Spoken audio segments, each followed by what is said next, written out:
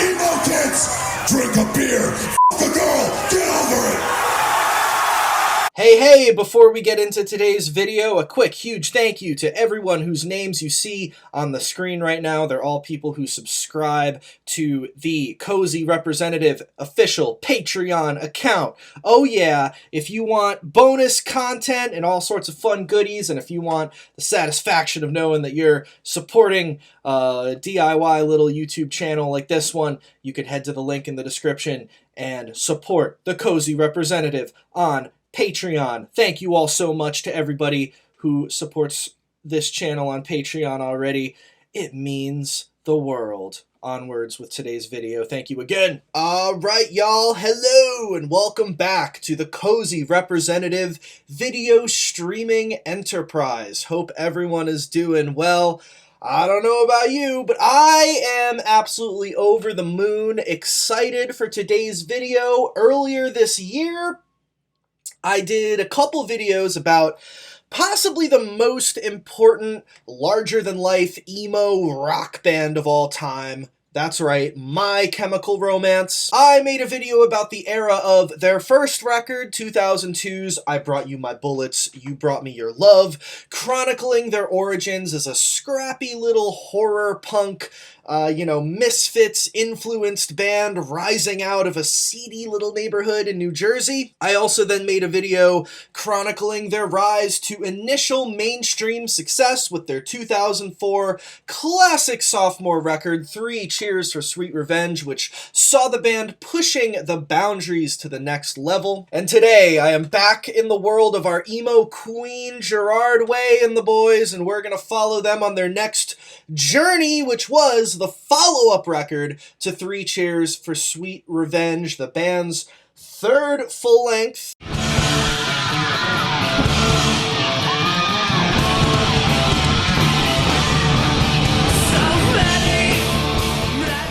This record not only showed the band blowing up to arena rock, American Idiot era Green Day level mainstream success and household name stardom, but it also showed them becoming a way more theatrical band, crafting a big, grandiose concept record which tastefully pulled influence from classic rock arena acts such as Queen and Pink Floyd, mixed it with the My Chemical Romance sound everyone already knew and loved, and pulled it off in a genuine, tasteful way, and ultimately ended up with a record which is not only at this point somewhat of a modern classic, you could call it a modern classic rock record, but is also most certainly one of, if not the most important emo albums of all time. Hello! My name is the Cozy Representative, and it is my great pleasure to bring you Exploring My Chemical Romance's The Black Parade Era. Let's go! But first, friends, before we get into My Chemical Romance's Black Parade Era, I do want to give a huge shout out and thank you to the sponsor of today's video. Woo! We got a sponsor. It is a great, awesome, up-and-coming artist out there and a band called Purple Hearts. Now, Purple Hearts, some new friends of mine, I can say with confidence, genuinely great and awesome people. And they got some genuinely great and awesome music that I've been digging, and I genuinely really believe in. It's kind of like catchy, but also just kind of straight up rock music, which I really appreciate, and there's kind of tinges of heaviness in there too. I don't know, I'm digging it. I think if you watch this channel and you're into the bands that I talk about here on this channel, I think you will really dig Purple Hearts and their music. I'm going to play a clip of their most recent single and music video in a second. It's for a song called No Way Out. But the big reason why we're talking about Purple Hearts is because they have a new album coming out on October 28th. It's called Teeth Grinding Nail Biter is the name of the record. You can pre-order it now. I'm going to put a link down in the description. or I might do a pinned comment or something like that. Scroll down and you'll see a link to where you can pre-order the album. They're trying to get as many pre-orders as they can so they can have a shot at charting on the Billboard, which I hope they do. So if you like the song, definitely go pre-order the record. And if you want a little taste of what Purple Hearts is bringing to the table, here is, I believe, the first single off of that record, which is called No Way Out. Check out a clip of it here. Go to hell when I die. There's no way out, so don't fall down. It never gets easier when you hit the ground. There's no way out, so don't fall down. It never gets easier when you hit the ground. I am gonna win, I am never gonna lose. I am never giving in, what the fuck you gonna do? I am gonna win, I am never gonna lose. I am never giving in, what the fuck you gonna do? What? Some cool stuff, right? Purple Hearts, I've been digging it. They're up and coming, on the rise. They got the Cozy Representative seal of approval, and I highly recommend all of you guys going to check them out, give them some love, and pre-order the new album. I'm going to put some more links to them down below. There will be a link to the music video for the song you just heard. Go follow them on Instagram and get connected and follow them, because it might just be the next big band out there. You can say, hey, I was hip to Purple Hearts before everyone else was because I saw them in the Cozy Representative video. You know what I'm saying? So go give them a follow. Go check out their new song and their other songs. And if you like it, I highly recommend pre-ordering the record Teeth Grinding Nail Biter, which again will be out on October 28th. So big thank you to Purple Hearts for sponsoring this video. Again, really nice people, really good music. And with that out of the way, onwards to the My Chemical Romance Black Parade story. Let's go. A lot of people have been waiting a very long time for this album. Yeah, they have. I mean, we're just really proud of it. We're really excited, and we're really happy to share it with everybody. It's just a very special record to us, so. There is a happy ending to this There album. is, yeah. I'd say there's a happy ending to the record, right? Happy ending to the record. There's a happy ending. I think so. I gotta think the hope at the end. I was reading, though, that it saw you through the toughest times you guys have ever been through together. Yeah, absolutely. I mean, making this record was the hardest thing we've ever had to do as a band. And so the record really got us through it, you know, and we knew that they would all be here for us when we got finished, so it made it worthwhile, you know. You decided for a theme on this album, and for the people at home, do you want to explain the theme of the album? Yeah, well, very basically, it's based on a theory that when you die, you know, I like to believe that death comes for you from your strongest memory in a subconscious way, and kind of takes you by the hand and brings you off to your next destination. And for this particular character named the Patient, his strongest memory is of his father taking him into the city to see a parade.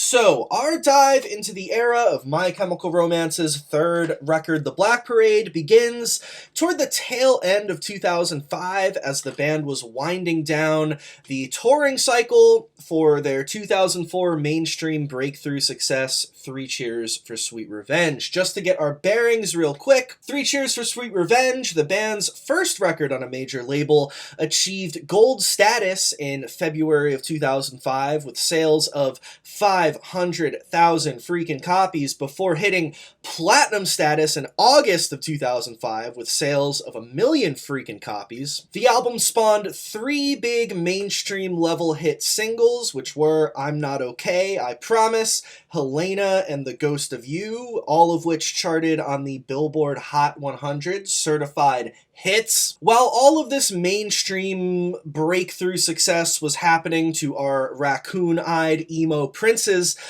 they were embarking on big, high-profile tours, like, for example, the 2005 Taste of Chaos, alongside other big, great bands like The Used and Killswitch Engage, as well as opening up for Green Day on the American Idiot Tour as well, playing in giant stadiums. The dream was coming rang true for My Chemical Romance, and as 2005 was winding down, although they were enjoying their newfound fame and great success, it was about time to hunker down and take on their next challenge, create their next record, which is no easy task when you're, trying to follow up a record as successful and as pivotal as Three Cheers for Sweet Revenge. With that record, they proved that My Chemical Romance could be successful on a grand scale and also have genuinely great anthemic music, which is important to a lot of people.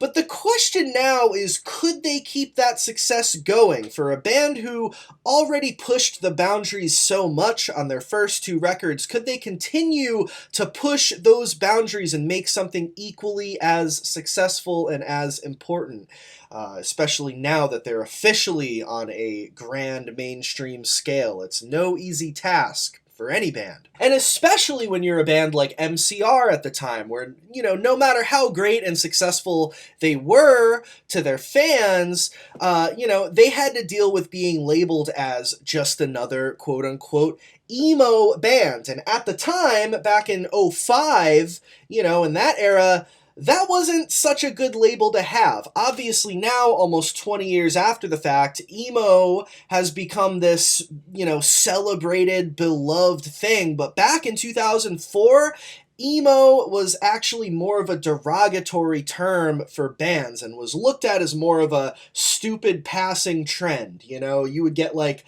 beaten up in gym class for, looking emo or liking emo. It wasn't this positive thing like it is now. So that was another struggle for MCR at the time. Could they prove that they weren't just a fluke? Could they break out of the emo quote unquote label and prove to people they weren't just hopping on this passing trend?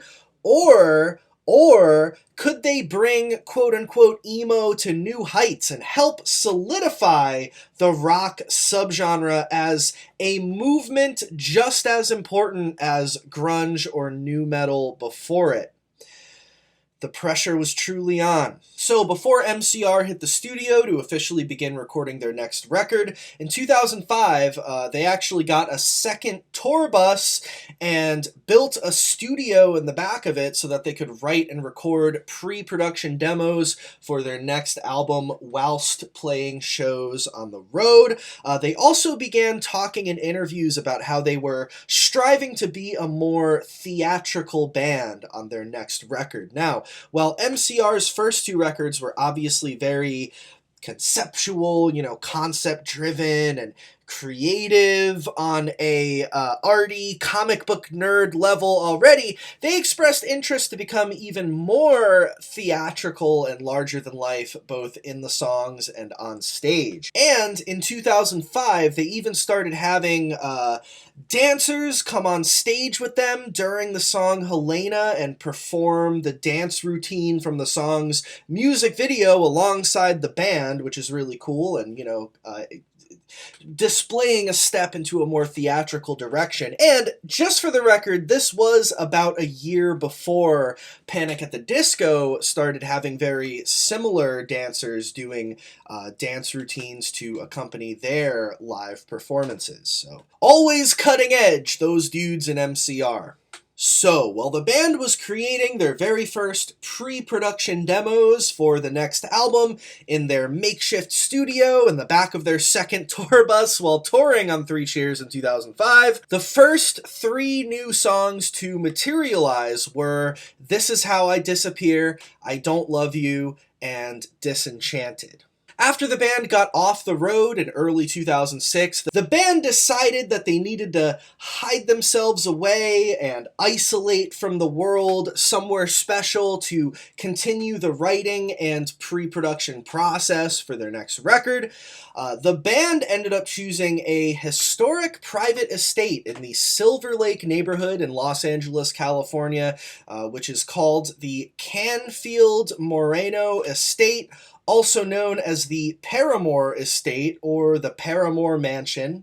Not the band. That's Paramore with a U. This estate was built in the year 1923 and was originally the residence of silent film star Antonio Moreno, and it was apparently, at the time, the scene for lavish Sunday afternoon parties for members of high society and silent screen notables. In 1999, the finale of the movie Scream 3 was filmed there, and in 2006, popular rock group My Chemical Romance wrote their third album there. So, the thing about the Paramore estate is that apparently it's haunted. My Chemical Romance apparently heard rumors that this estate is apparently haunted, and they looked at each other and they said, hey, we're My Chemical Romance. What's a more perfect place to write our next record than a haunted mansion built in the 1920s. So they set up shop at the Paramore estate and began working on songs. And this was in early 2006. The man who was set to produce their upcoming record was actually there with them too, a man by the name of Rob Cavallo, who's just an absolutely big-time, mainstream rock producer. He's done a bunch of Green Day albums. I think he did Dookie and a bunch of their other albums. He's also worked with, Linkin Park, the Goo Goo Dolls, Eric Clapton, Black Sabbath, Alanis Morissette. The list just goes on and on. All the greats he's done. He was there at the Paramore estate with them to help them record their demos and help them along with the writing and pre-production process. So the thing is, the band's writing, bonding, rocking out, maybe roasting some marshmallows over campfires at night or something. And quickly they realized that they may had gotten more than they bargained for with this whole, haunted mansion thing, because it turned out to be way more of a truly haunted and spooky and ghostular experience than they might have been prepared for. Apparently at the Paramore estate, ghost shit was happening. Doors were opening and closing on their own. There was a weird, ominous, spooky feeling that they all felt in this place in general. Apparently, singer Gerard Way was experiencing really horrific nightmares and night terrors almost every night, which, were terrifying him, and apparently went on to inspire a song on the record aptly titled Sleep. You may know it. Gerard's brother, bassist Mikey Way, was the one who definitely apparently had the worst experience at the Paramore estate overall. He was already going through some mental health struggles upon arriving at the estate, which was only exacerbated by him staying in what was allegedly the estate's most haunted room. Not a very good idea there, Mikey. After a while, Mikey was freaking his shit, so he started sleeping on the floor of Gerard's room, which I'll admit is very cute. But before long, Mikey had officially had enough of this Paramore haunted mansion bullshit, and he left the estate early before everyone else to seek help for his mental health. And not long after that, the band as a whole actually left the eerie Paramore estate early before their scheduled time was up because they had had enough. Although it obviously must have been a very, an extremely stressful and scary and not fun experience for the boys, I think their stay at the haunted mansion may have actually been, a pretty pivotal moment in the creation of the record, and it may have helped shape the overall vibe and feeling for the record. There's a very kind of haunted and, spooky vibe on the Black Parade, so, you know what they say, suffering sometimes produces great art. Unfortunately, I wish it wasn't that way, but it's a thing. We were there for a couple months, We were there for a couple of months, and that's the thing too, is we didn't record the stuff for the record. We recorded demos there. Yeah. But the room that I stayed in was this weird spire room. It's huge. Yeah. And we had just a portion of it, a wing where we stayed. And I'd have to go outside to this pool type courtyard area, and you would have to go up this like spiral stairs into this spire that's where my room was. And I was like, oh, this is dope as hell. Like, I got to stay there. I was separated from everybody, yeah. I heard things, but I just thought it was like a raccoon in the walls or something. And I found out later that Merle Haggard had stayed in my room when he was making a record. And he was visited by what he said was a spirit of a young lady, and they would write songs together in my room. Damn. I didn't meet her. Unless she was trapped in the walls, and I was like, it's a fucking raccoon. Yeah, maybe. I don't know. This fucker thinks I'm a raccoon. If that was her, she has a terrible voice. But like, I remember, like, I read something about like Mikey was having a hard time, but I also like, I'm curious, like, because Gerard, like, sleep came out of that too because of his like night terrors that he was having. All right, so that's funny because, so Mikey freaked out, but I really do think that if there is a spiritual, paranormal like wavelength or something like that, I think it plays into things that are going on with you. You know what I mean? And I think that's how it manifests itself, maybe. But yeah, Mikey had a really rough time. I know that he had to stay in G's room basically the whole time we were there. G did have night terrors. Something cool, though, actually, is that 10 years after the release of the Black Parade in 2016, the band released a 10-year anniversary reissue of the record, which was entitled The Black Parade / Living with Ghosts, which actually includes 11 live pre-production demos, which were recorded by Rob Cavallo in the Paramore estate during the band's freaky stay at the mansion. So that's a pretty cool artifact. You can listen to what they were working on in the mansion. There's some cool demos on there. So anyways, after the band left the Haunted Mansion, they entered El Dorado Recording Studios in Burbank, California in mid-2006 to properly lay down the tracks and record the Black Parade with Rob Cavallo. So, on July 31st of 2006, My Chemical Romance announced that their forthcoming third record would be released on October 24th through major label Reprise Records. They did not announce a title for the album yet at that point, but they did release a statement about the forthcoming record in which bassist Mikey Way stated the following, quote, "We want this to be the album that My Chemical Romance is remembered for. We all have records that shaped our childhood and teen years. When you hear a song, it shoots you back to a moment in time. We want this album to do that for people. We want the entire world to be moved." Now, I think from any other band, a statement as grandiose and like gaudy as "we want the entire world to be moved" would sound outlandish and almost silly. But I think during this era, My Chemical Romance were really that band. Like, they were really those motherfuckers who had, just the right songs, the right concepts in their music, the right approach, the right people in their band, and the right ambitions in order to make statements like this and actually be taken seriously about it. You know what I mean? They weren't fucking around. Like, imagine if I was like, hyping up my next video and I was like, I want this to be the video that the Cozy Representative is remembered for. I want the whole world to be moved. You'd be like, okay, buddy. Like, all right. But I'm not My Chemical Romance, you know what I mean? They were My Chemical Romance. That's a different thing.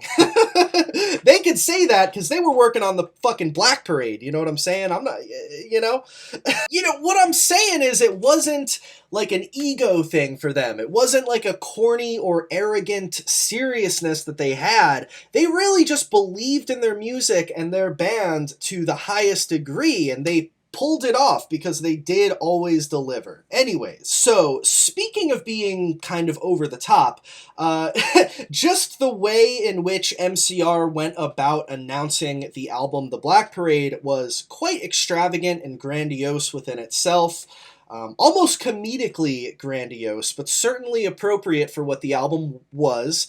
So the first thing which went down on August 22nd of 2006, the band played a show at Hammersmith Palais in London. I told myself I was going to look up how that's pronounced before the video, but I forgot. Hold on, let me look it up real quick. Palace? Palais? Palais. Okay. Hammersmith Palais. They were playing at Hammersmith Palais in London. Before the show, outside the venue, you know, people are in line waiting to get into the My Chemical Romance show. And right out there arrived like 20 people wearing these black robes with their faces covered. And behind them came a horde of a bunch of My Chemical Romance fans, like street team members, holding up signs, like picket signs, which said The Black Parade. Check out a footage of this going down.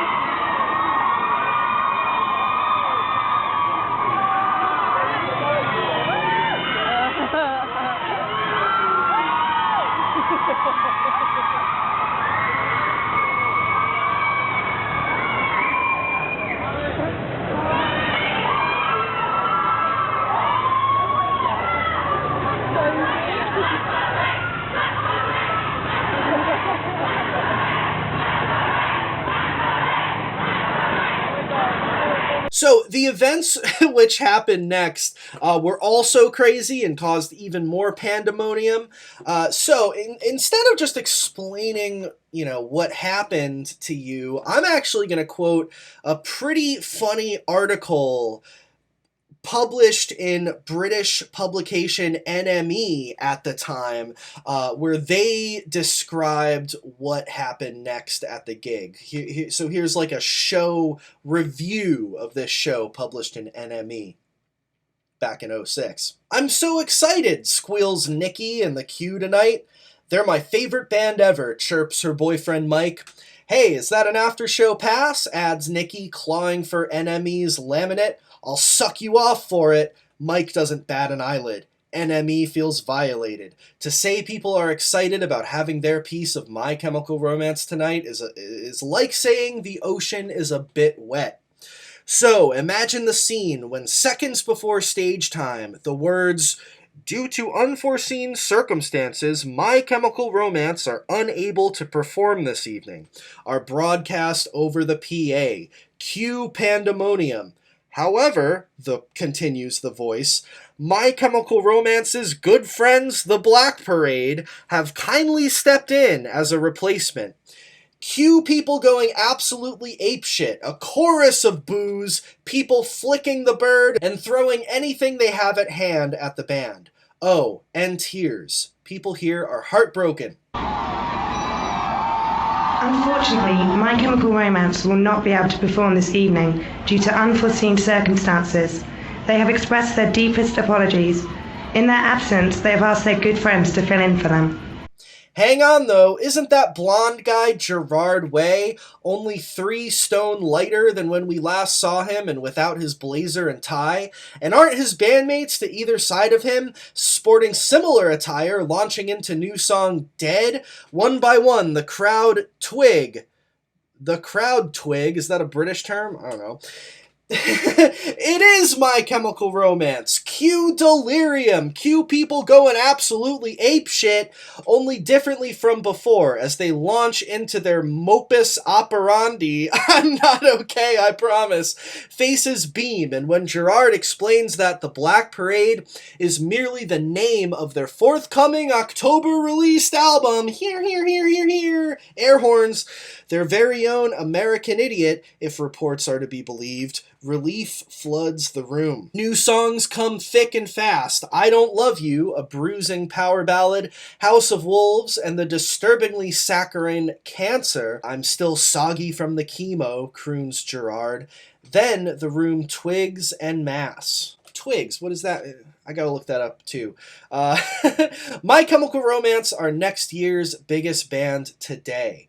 That was amazing, chirps Nikki. They're going to be the biggest band in the world. Disturbingly, Mike is nowhere to be seen, and his girlfriend's got a laminate. Ha! Come October, there will be no stopping the march of the Black Parade. Beautiful. So, this show at Hammersmith Palais was pretty much the first real, it was the first real announcement of the band's new album, The Black Parade, and a little glimpse into what this new record and this new era of the band will entail. But obviously fans still had a lot of questions about this new record and the band's new look and exactly what the Black Parade is. So on August 25th of 2006, the band released a pre-recorded video press conference where they revealed a number of tidbits about the new album, including that the album again would be called The Black Parade, but not only that, on this record, they would be taking on an alter ego as a band and conceptually treating this album as if they were a new band who themselves were called The Black Parade. Very wild. Check out some clips from this press conference.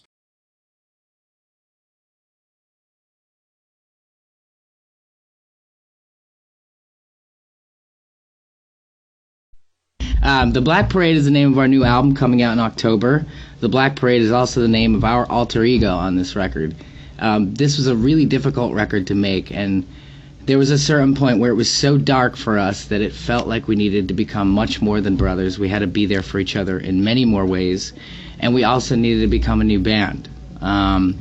Normally a band says that every time they make a record, and in some ways they become a new band, but we really did it this time and became a different band. But, make no mistake, we are My Chemical Romance still. It's just our alter ego for this record. The Black Parade is also the very basic premise of the record, which is when you die, I'd like to think that when you die, death comes for you however you want. And I feel that it's your strongest memory, either from childhood or adulthood.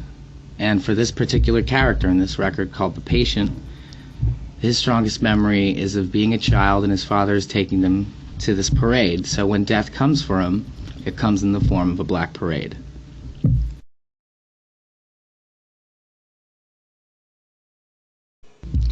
Lawrence, Kansas. Lawrence, Kansas. Awesome. Isn't that where James is from? Yeah. We have some good friends in Lawrence, Kansas, so we'll say hi to you. So this record, I feel, the thing about My Chemical Romance is that every time they make a record, they jump very far ahead. It's not simply just the next record, but I feel that it's 3 jumps ahead sometimes. So, of course, with this record, it's no different, and it's almost as if we got in a time machine and made the 6th or 7th record. The Black Parade is an epic, theatrical, orchestral big record that is also a concept album that has a very set story in it, but also as you listen to this record, the layers of that story peel away, and what you're left with at the end is a story about mortality and our own mortality. On August 31st, the band officially debuted their brand new song entitled Welcome to the Black Parade on national TV, maybe worldwide TV, during the MTV VMA pre-show in New York City, where they're playing the song on top of a freaking building. The footage of them debuting this song on top of a building is almost hilariously grandiose, but also so fucking cool. A phantom to lead you in the summer to join the Black Parade. So, following all of this hullabaloo, My Chemical Romance's third full-length studio record entitled The Black Parade was officially released through major label Reprise Records on October 20th of 2006. The album debuted at an astonishing number two on the Billboard 200 chart in the United States, right behind the Hannah Montana soundtrack, which took the number 1 spot, which I think is super funny. Number 2, though, that's absolutely gigantic. Like, holy crap. Like, from a band from, like, our scene, our little Warped Tour emo scene, you know, that's huge. The album sold a total of 240,000 copies in its first week, which is also obviously insane. And just for reference, the most that their previous album, Three Cheers for Sweet Revenge, had sold within 1 week was 38,000 copies. So quite an obvious jump there. That's not total sales. That's just total that it sold within a week at one point. You know what I'm saying? So, The Black Parade is out. It's killing it. The world is emo now. Everyone's getting down to The Black Parade. We have been welcomed, and we are all aboard The Black Parade. So let's get into the music on this album, shall we?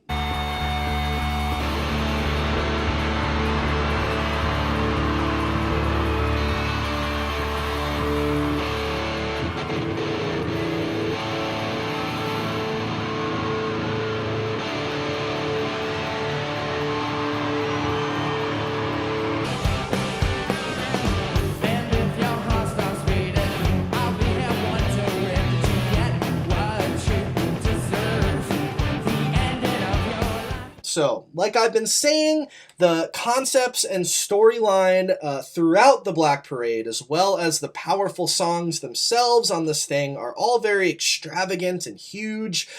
You know, you could spend hours dissecting The Black Parade and everything interlaced in each individual song, but I'm going to try my best to sum it up without spending like 45 minutes talking about it. So, musically speaking, I would say this album does retain the grimy, dark, you know, horror punk spirit of MCR's earlier music and their initial influences from bands like the Misfits and Black Flag and the Smiths are all still there in spirit and are also still very noticeable on the darker, like punk rockier tracks like House of Wolves, for example, or maybe The Sharpest Lives. But as a whole, The Black Parade definitely shows My Chemical Romance taking on a whole new form and taking several evolutionary steps into the future. It's a bigger and, dare I say, better My Chemical Romance. They're more cleaned up, more accessible, more anthemic and arena-ready, honing in on a plethora of classic 70s theatrical arena rock influences like Pink Floyd, Queen, and David Bowie. In fact, fun fact, The Black Parade's working title was actually The Rise and Fall of My Chemical Romance, which, you know, kind of sounds like the title of one of my videos. Haha, but you know, it's also a direct reference to David Bowie's 1972 classic, The Rise and Fall of Ziggy Stardust and the Spider from Mars. However, even though the album name was changed, just the simple idea that My Chemical Romance were taking on an alter ego as a band for this record, calling themselves The Black Parade, dressing up in uniforms, was influenced by David Bowie on that record, taking on the alter ego of Ziggy Stardust and his band, The Spiders from Mars, back in the 70s. And even before that, obviously, you know, you had the Beatles doing Sgt. Pepper and the Lonely Hearts Club Band. So, you know, My Chemical Romance were in their classic rock bag for the concepts on this album. And again, musically, MCR were fully influenced by the anthemic theatrical nature of these 70s classic rock dynamos on The Black Parade, all whilst definitely keeping their dark, emo punk rock spirit intact to where it still feels like My Chemical Romance, and it doesn't just feel like, you know, it's not just cheesy radio rock, you know. Thematically, this this album is obviously a concept album, and although the previous two My Chemical Romance albums were also concept albums, MCR had always been a concept album band, so to speak. I would say The Black Parade displays a much clearer and a much more obvious and almost more easy to follow concept. It's much more bold and upfront on this one, as opposed to the concept being riddled in more metaphors and vague context clues on the previous ones. The album follows a character called the Patient, who is diagnosed with cancer and is facing their own death. Like I was saying, Gerard even changed his hairstyle to short white hair to kind of resemble the character, the Patient, you know? I remember, funny story, when I was getting into MCR back in the day, back when The Black Parade was a new album, so I had the Three Cheers for Sweet Revenge CD, and then I bought the Black Parade CD when it came out, and I remember looking at pictures of the band. Both CDs had pictures of them on the back covers, and I remember literally being like, did they get a new singer for this one or something? I thought it was a totally different dude for a little bit, just because he looked so different, but nope, it was just Gerard taking the theatrics of his band's album storyline to a real-life next level, fully embodying the character in which he was, describing, writing about on this album. So the one song on the Black Parade, which to me, doesn't really follow the concept or the storyline of the Black Parade, is the song Teenagers. Gonna clean up the looks with all the lies in the books to make a citizen out of you. One of the more popular songs on the album, it tackles topics such as apparently Gerard Way being on a New York City subway full of teenagers and him feeling old and scared. And it also tackles the issue of gun violence in high schools amongst teenagers, which is, a very important and real and serious topic, which is unfortunately still a huge problem, which has only gotten worse since then here in America, which is absolutely fucking horrible. Either way, this song Teenagers is a very different sound from the rest of the album. It's way more upbeat and almost like blues rocky.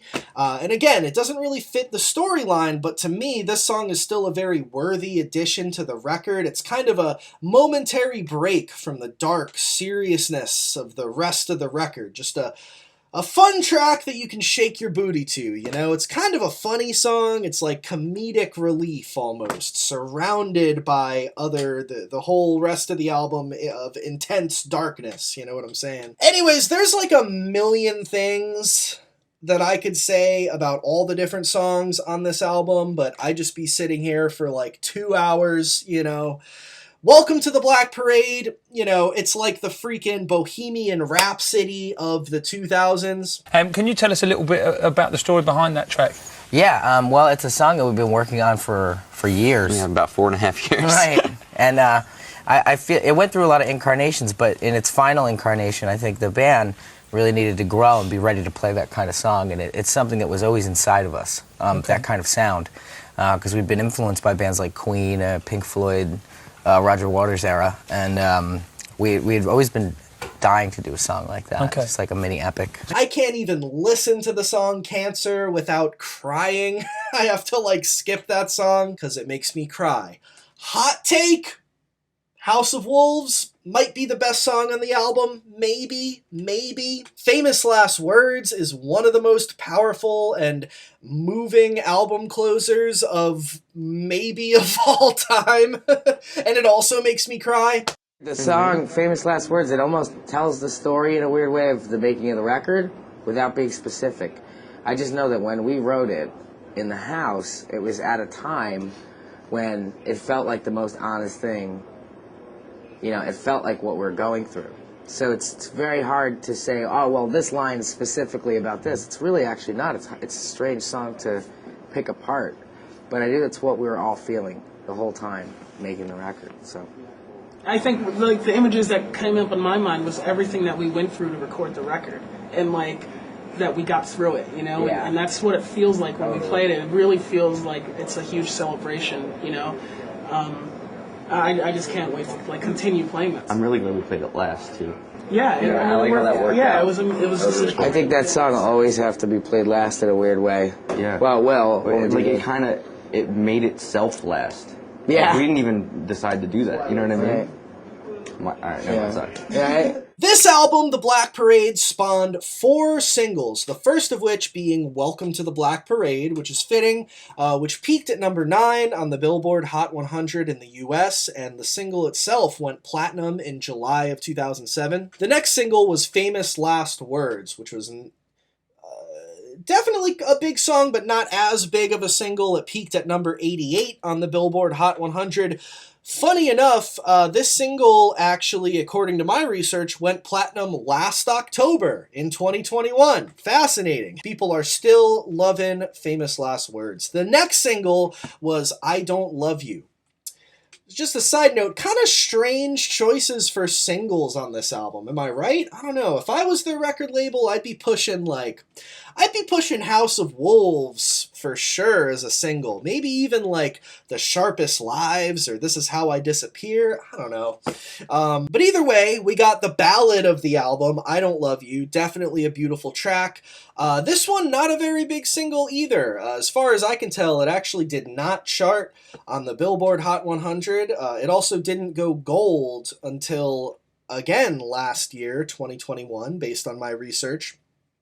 And the last single on the album was Teenagers. Summer of '07, this one popped off. Despite charting at number 67 on the Billboard Hot 100, which, you know, is no small feat, but it's actually their highest charting single on the Pop 100 chart, where it peaked at number 23, so it's a pop hit. MCR had a pop hit. But yeah, I guess, you know, in general, I mean, The Black Parade it's not really like a singles kind of album, though. It's an album that, you know, it's a full piece. It's a full completed thought. You know, it's like you got some tastes of the songs pushed as singles to represent certain moods of the album, but, you know, it was really a CD that you had to pick up the whole thing and listen to the whole thing all the way through, you know what I mean? So there you go. So obviously the band hit the road touring for this album on the Black Parade World Tour back in 2007,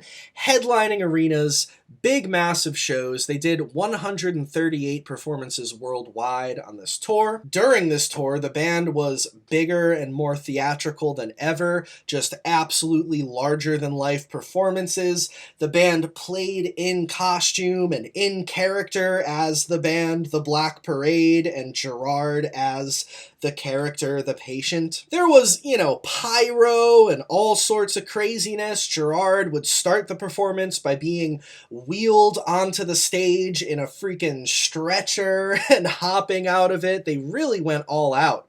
And after, you know, the Black Parade left the stage, My Chemical Romance would come out for the other half of their performance and play older songs from their first 2 records.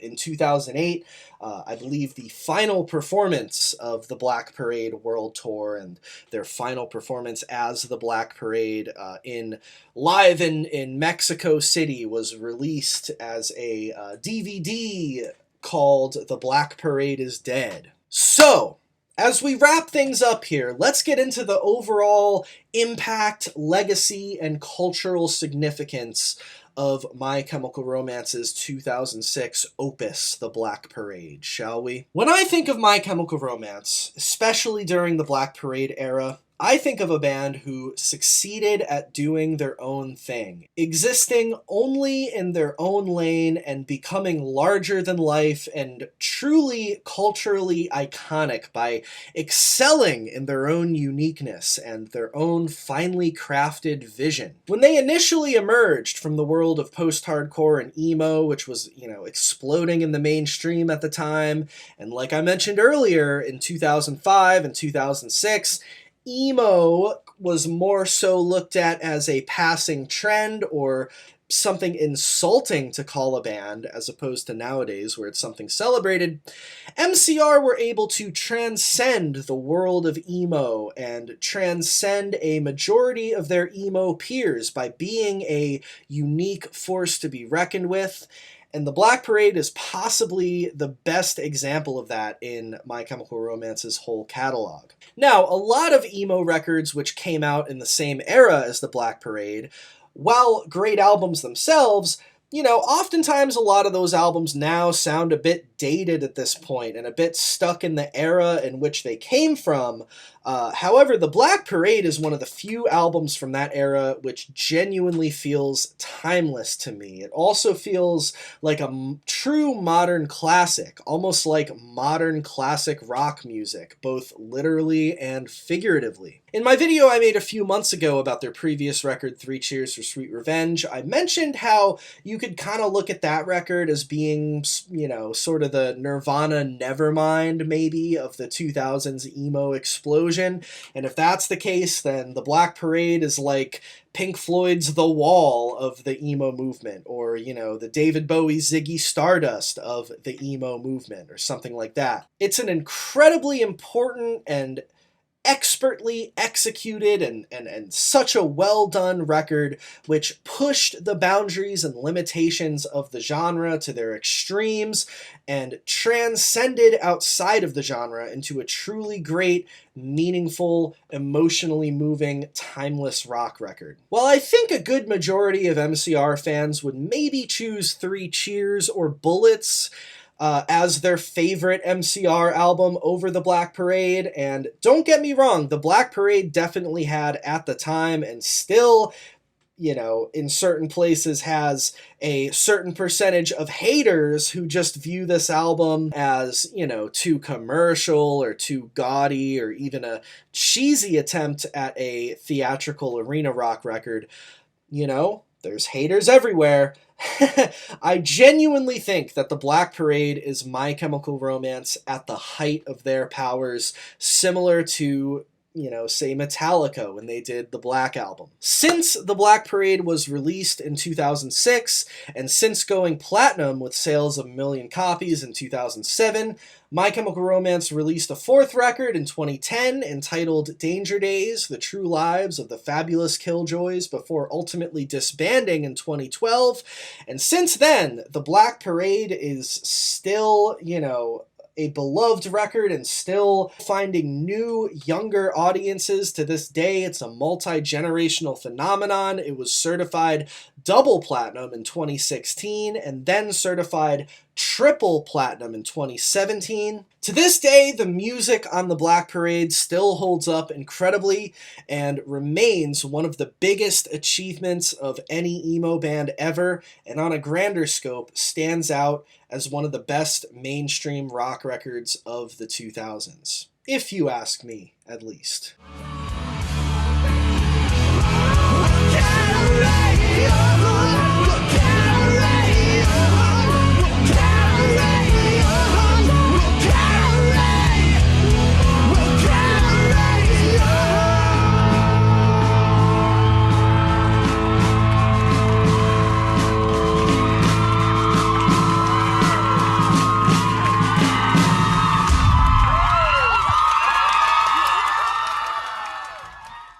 But what do I know? I'm just a humble reporter. Anyways, thank you guys for tuning in to today's video about the Black Parade. Thank you so much for watching. I do appreciate the love and support, and even the haters, I appreciate you too. Please subscribe and hit the like button if you want. Thank you guys so much. I think that in the future, I have a ton of videos planned. I know I always say that, but it's true. But I think in the future, I am going to do a video about their 4th album, Danger Days, at some point.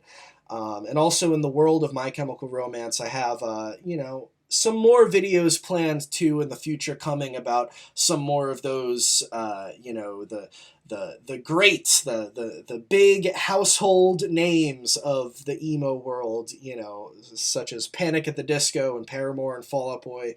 Planning on doing more videos about them. those kind of bands. So if you liked this video and you want me to hear, and if you want to hear me cover more of that era, definitely subscribe and stay tuned because I will be doing it. Thank you all so much. Once again, I've been the Cozy Representative. Thank you for watching. Have a good night, everybody. Peace out. Stay emo. Have a good one.